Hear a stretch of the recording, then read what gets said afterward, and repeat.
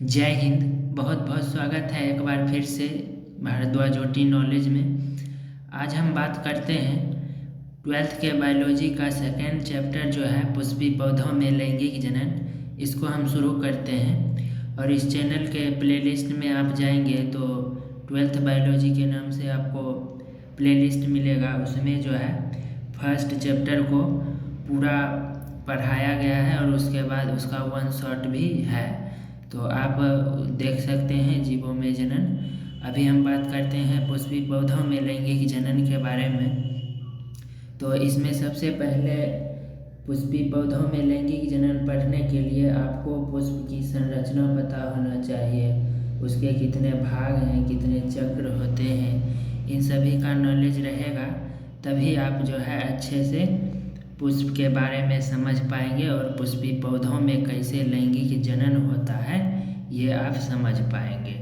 तो देखिए सबसे पहले पुष्प की संरचना आपको दिखाते हैं। और अब एक पुष्प में जो है 4 चक्र होता है, इसमें जो है 4 भाग होता है। सबसे पहले आप इसमें देखिए, सबसे नीचे जो आपको दिखेगा, सबसे नीचे ये जो है हरी हरी पत्ती जैसा रहेगा, ये सबसे पहला भाग आपका हो जाएगा, जो कि बाह्य दल पुंज कहते हैं इसको, या बाह्य दल भी आप कह सकते हैं। उसके बाद जो ये फूल जैसा रहता है, ये बड़ा बड़ा सा फूल जो है, इसको आप दलपुंज कह सकते हैं, पंखुड़ी भी कह सकते हैं। यह है बाह्य दलपुंज और ये इसको दल भी कह सकते हैं और यह है दलपुंज, ठीक है। उसके बाद ये जो इसमें धागा नुमा रहता है, ये होता है पुष्प का नर जनन अंग, जिसको कि आप पुंकेसर भी कहते हैं या पुमंग भी। इसके पूरे ग्रुप को ये देखिए, ये जितने भी हैं 3 3 6, इन सभी के ग्रुप को आप बोलेंगे पुमंग। लेकिन अगर जब ये अकेला होगा, अकेले के बारे में बात करेंगे, तो इसको आप बोलेंगे पुंकेश्वर, ठीक है, पुंकेश्वर। उसके बाद है आपका चौथा भाग, ये बीच वाला जो है, जो सबसे मोटा बड़ा रहता है, ये बीच वाला जो है आपका, इसको बोलते हैं स्त्री केसर। ये जब सिंगल रहेगा तो इसको आप स्त्री केसर बोलेंगे, और नहीं तो आप इसको जायाम भी बोल सकते हैं। ये जो पूरे फीमेल का जो है ये भाग होता है, इसको जायाम बोलते हैं। तो देखिए, ये है आपका बाह्य दलपुंज, ये है आपका दलपुंज, और ये है पुमंग, और ये है जायाम।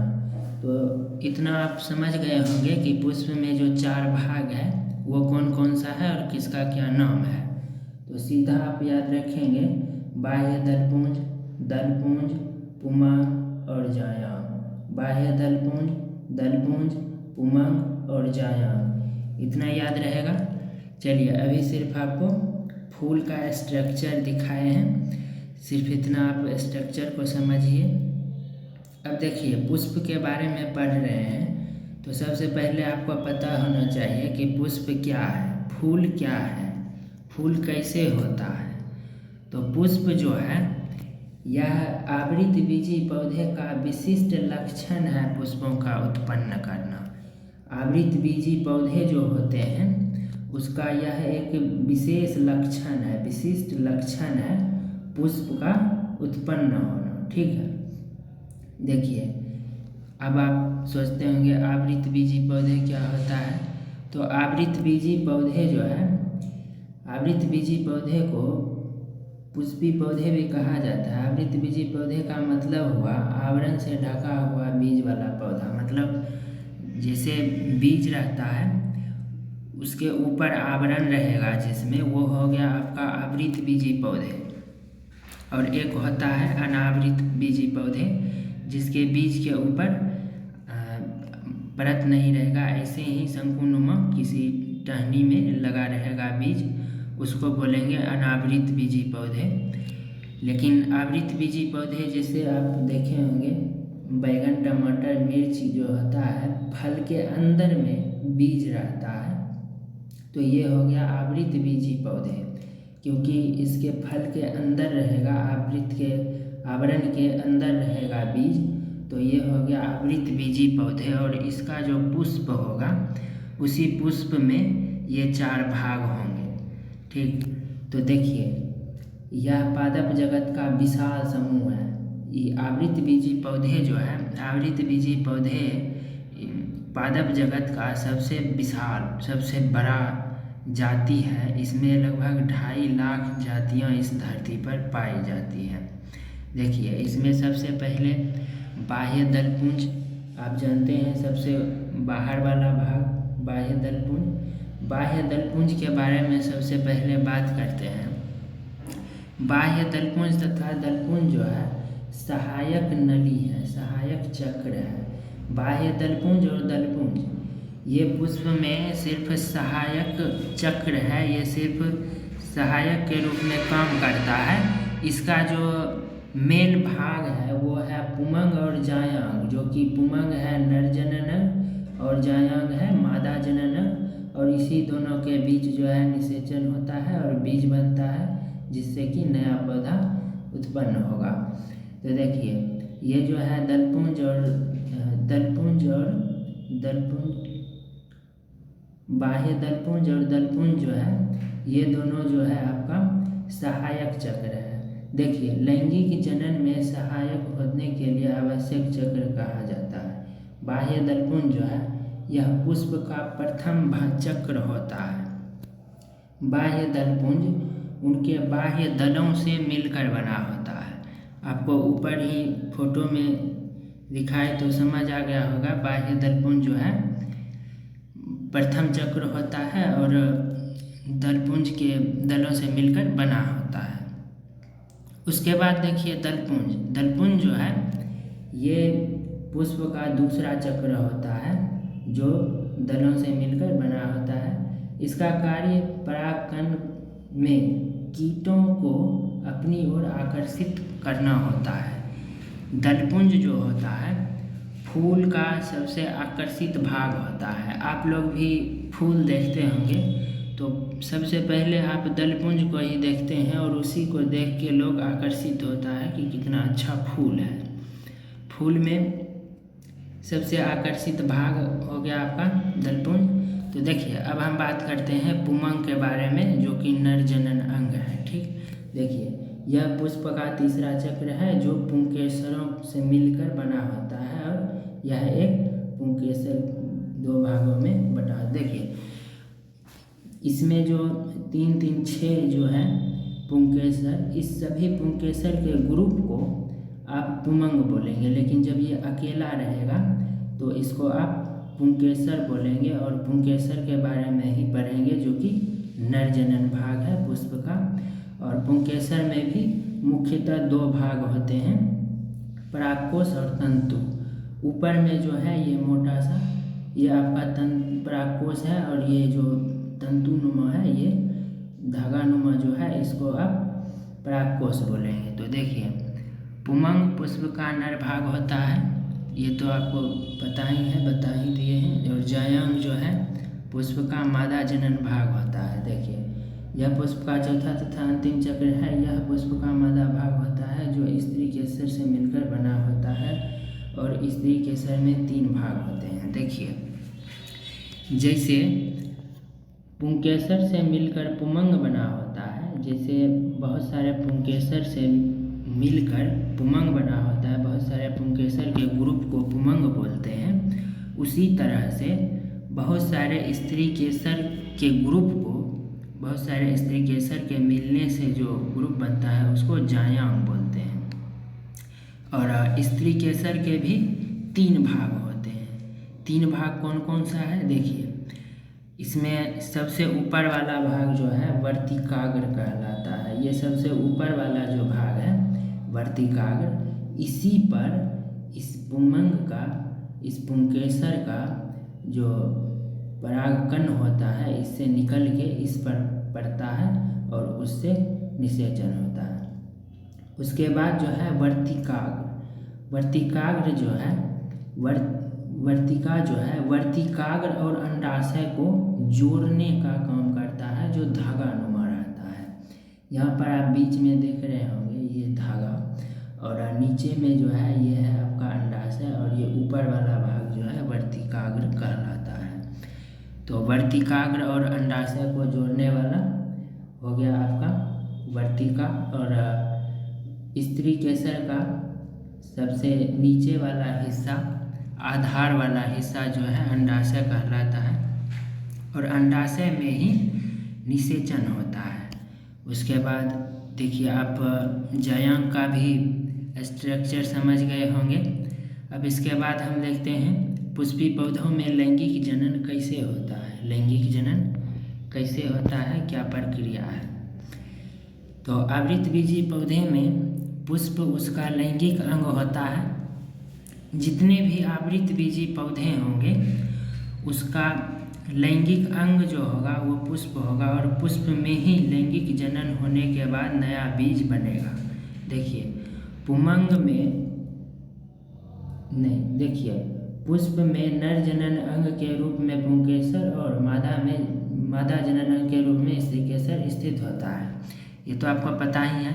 पुष्प में नर जनन अंग जो होता है वो पुंकेसर होता है, और मादा जनन अंग जो होता है वो स्त्रीकेसर होता है। और जब बहुत सारे पुंकेसर मिलेंगे एक फूल में, तो एक से अधिक पुंकेसर रहता है, उसको आप पुमंग बोलेंगे। और एक पुष्प में स्त्री केसर भी एक से अधिक रहता है, तो उसको आप जायांग बोलेंगे। देखिए इसके बाद पुंकेसर के अंदर अर्धसूत्री विभाजन के फलस्वरूप परागकण का निर्माण होता है, तथा जायांग के अंदर भी अर्धसूत्री विभाजन के फलस्वरूप महाबीजाणु का निर्माण होता है। परागकण से नर युग्मक एवं महाबीजाणु से मादा युग्मक अंडकोश का निर्माण होता है, और इसी दोनों के मिलने से निषेचन होता है, और उसके बाद नया बीज बनता है। तो पुंकेसर के अंदर भी और जायांग के अंदर भी अर्धसूत्री विभाजन होगा, और इसका भी आधा और इसका भी आधा, दोनों का आधा आधा मिलके एक सेल बनेगा, और एक सेल से जो है जाइगोट बनेगा। उसके बाद उससे एक बीज बनेगा जो कि एक पौधे का भी निर्माण करेगा आगे चल। तो देखिए तथा निषेचन पश्चात, निषेचन के बाद युग्मक युक्त बीजांड को भी बीज कहते हैं, जो कि बीज अंकुरण से नए पौधे का निर्माण होता है। तो इतना तक आप समझ गए कि पुष्प में कौन कौन से 4 भाग हैं, और कौन से सहायक नली हैं, भाग हैं, और कौन मुख्य भाग हैं, और किसमें निषेचन होता है, कौन सा नरजनन भाग है, कौन मादा जनन भाग है। उसके बाद देखिए यह सभी घटनाएं कर्मिक रूप से 3 अवस्था में पूर्ण होता है।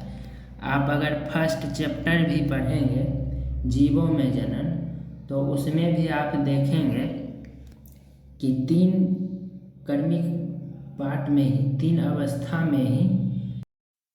में ही निषेचन पूर्ण होता है, निषेचन की घटना पूरा होता है।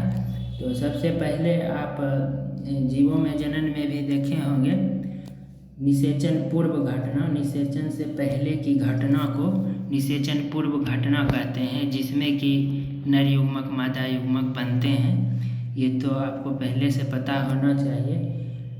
नर युग्मक मादा युग्मक बनने की घटना को निषेचन पूर्व घटना कहते हैं। इस प्रकार होता है पुष्प में। देखिए पुष्प में सबसे पहले हम बात करते हैं नरजनन भाग के बारे में, जो कि पुमंग है।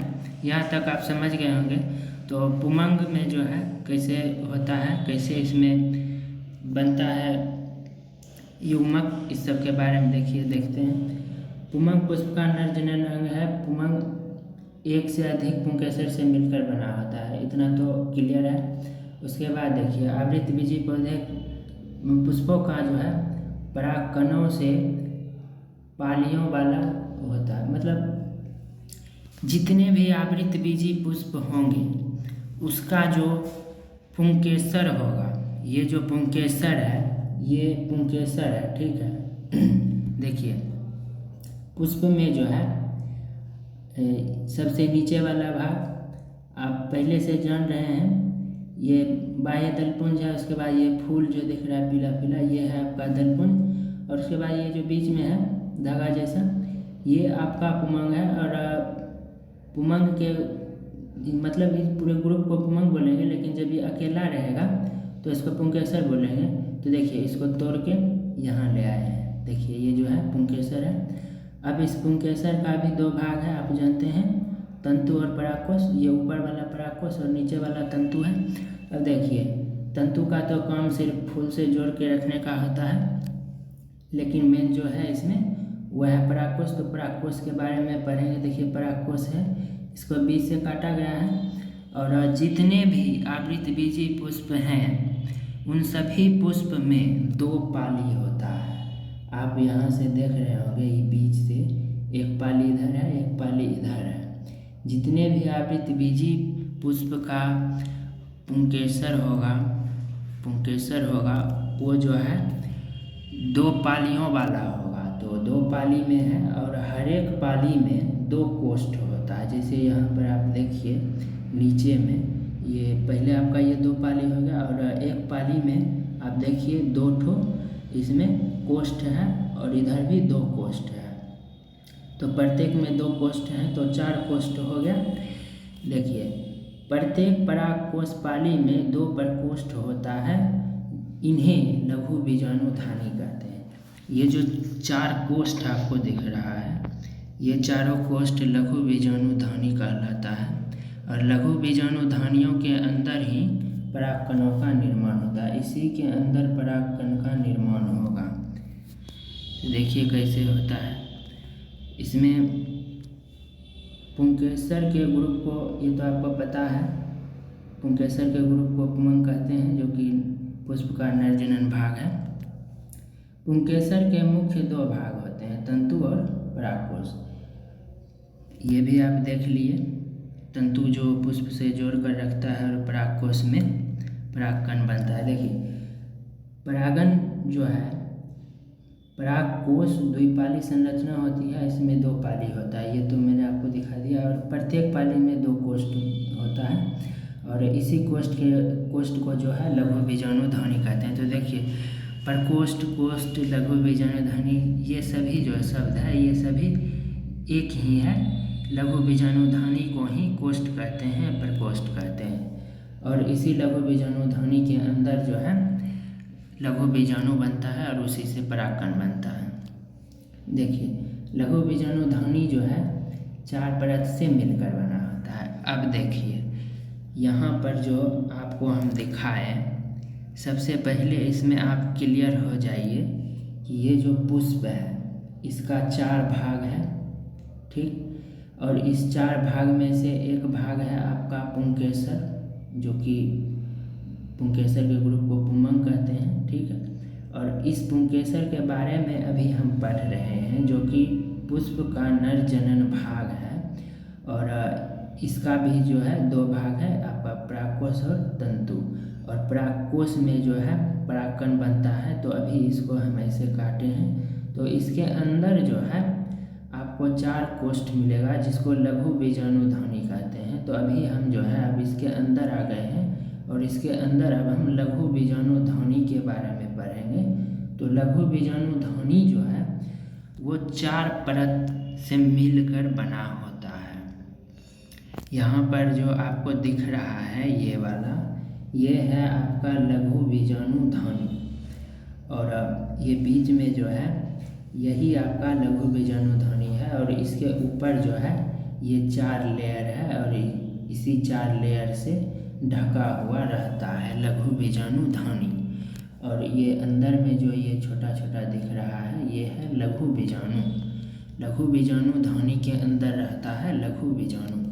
तो इसमें जो सबसे ऊपर वाला आपको दिख रहा है, ये बाह्य त्वचा है, जिसको एपिडर्मिस भी बोल सकते हैं। उसके बाद जो भाग रहता है उसको बोलते हैं अंतःस्थिशियम। अंतःस्थिशियम जो है ये दूसरा भाग हो गया। उसके बाद मध्य भाग, तीसरा भाग जो है मध्य परत कहलाता है। और सबसे नीचे वाला टेपिटम, टेपिटम जो रहता है वो आपके लघु बीजाणु में सटा हुआ रहता है, लघु बीजाणु से सटा रहता है। और टेपिटम का भी कुछ कार्य है, आगे हम देखते हैं। सबसे पहले देखिए बाह्य त्वचा क्या है। यह सबसे बाहरी एक चपटी परत है, चपटी सतह है। और दूसरा अंतःस्थिशियम जो है ये दूसरा परत है, ये सब तो आप जानते हैं। तीसरा परत जो होता है ये 3 से 5 स्तर का होता है। यहाँ पर आप देखें, यहाँ देखिए ये जो नीचे से बीच में जो मध्य परत है, मिडिल लेयर, ये 3 से 5 परत का होता है और बाकी बाह्य त्वचा और अंतस्थिज्यम जो है ये दोनों एक एक परत का होता है। और अब देखिए टेपिटम जो है, टेपिटम का कार्य देखिए, यह जो नीचे में रहता है सबसे नीचे, ये पिरामिड के आकार का रहता है, ये एक स्तरीय होता है। उसके बाद देखिए टेपिटम का कार्य क्या है, यह विकसित हो रहे लघु बीजाणु को पोषण प्रदान करता है। इसमें जो सबसे नीचे में ये लघु बीजाणु है, ये लघु बीजाणु जो विकसित हो रहा है, ये नीचे वाला, इसको जो है ये नीचे वाला लेयर टेपिटम, वो उसको पोषण भी प्रदान करता है। उसके बाद इसका कार्य देखिए, और टेपिटम जो है, और टेपिटम एक स्पोरोपालेनिन नामक प्रोटीन स्रावित करता है जो परागकण को वर्षा, धूल, सर्दी, गर्मी आदि से सुरक्षित रहता है। लघु बीजाणु को सुरक्षित भी रखता है ये टेपिटम, अपने अंदर प्रोटीन को स्रावित करके।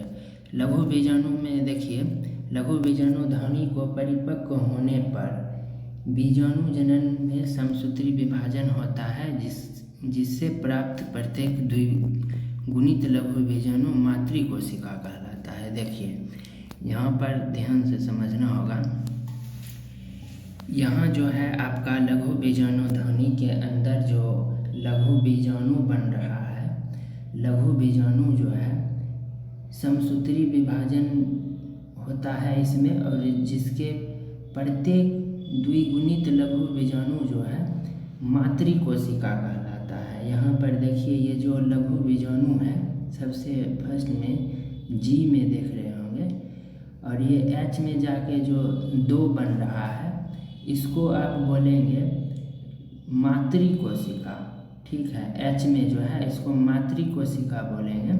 इसमें समसूत्री विभाजन से बीजाणु जनन जो है, समसूत्री विभाजन से ये द्विगुणित बीजाणु जो है मातृ कोशिका बन जाता है, और मातृ कोशिका जो है अर्धसूत्री विभाजन करके 4 लघु बीजाणु का निर्माण करता है। देखिए यहाँ से ये हो गया आपका एच वाला मातृ कोशिका, और इसमें जब अर्धसूत्री विभाजन हुआ तो ये 4 हो गया, तो ये हो गया आपका अर्धसूत्री विभाजन के बाद ये आपका हो गया लघु बीजाणु, और यही आपका लघु बीजाणु हो गया निर्माण।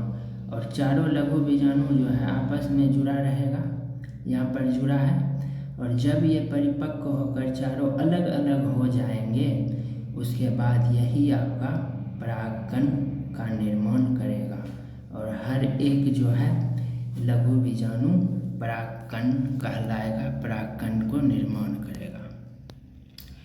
परागकण जो है, परागकण एक अगुणित कोशिका होती है, इसमें 2 भित्तियाँ पाई जाती है।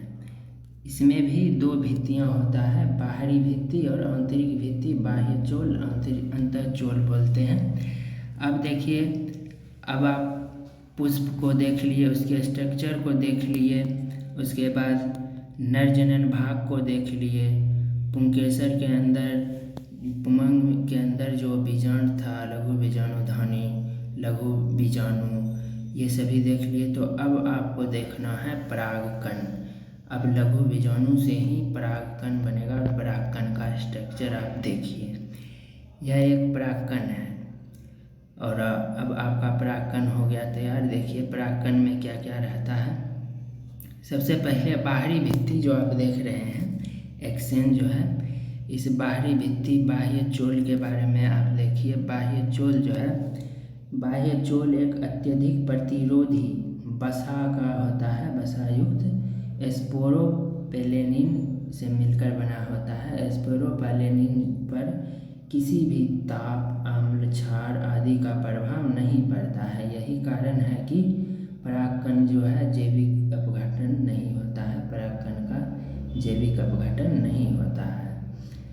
यह आपका बाहरी परत हो गया, जो कि ये आप ध्यान में रखेंगे, स्पोरोपेलेनिन से मिलकर बना होता है, जो कि ताप, अम्ल, क्षार आदि से बचा कर रखता है, सुरक्षित रखता है।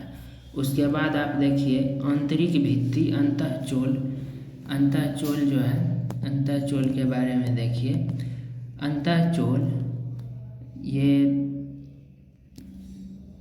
पेक्टोसेलुलोज से मिलकर बना होता है। पेक्टोसेलुलोज जो है पराग नलिका का भी निर्माण करता है। देखिए पराग कणों का पराग कोश से निकलने से पहले इसके केंद्रक में विभाजन हो जाता है और 2 केंद्रकों का निर्माण होता है, जो कि वर्धी केंद्रक और जनन केंद्रक। फिर कोशिका द्रव का विभाजन होता है और वर्धी कोशिका और जनन कोशिका बनता है। अंतः कोशिका जो है, अंतःचोल, इसके अंदर जो है पेक्टोसेलुलोज से मिलकर बना होता है इसका चोल। और इसमें जो है बाह्य चोल में जगह जगह छिद्र पाए जाते हैं, जिन्हें जनन छिद्र कहते हैं। इसमें आप देख सकते हैं, यहाँ पर आपको छिद्र दिखेगा इसमें, जो कि जनन छिद्र होता है। तो देखिए उसके बाद आप यहाँ तक समझ गए। तो देखिए आप नर जनन अंग के बारे में समझ गए हैं। अब जो है अगले वीडियो में हम मादा जनन अंग से लेके स्त्री केसर से लेके पूरा चैप्टर को ही ख़त्म कर देंगे अगले वीडियो में। आज के लिए इतना ही।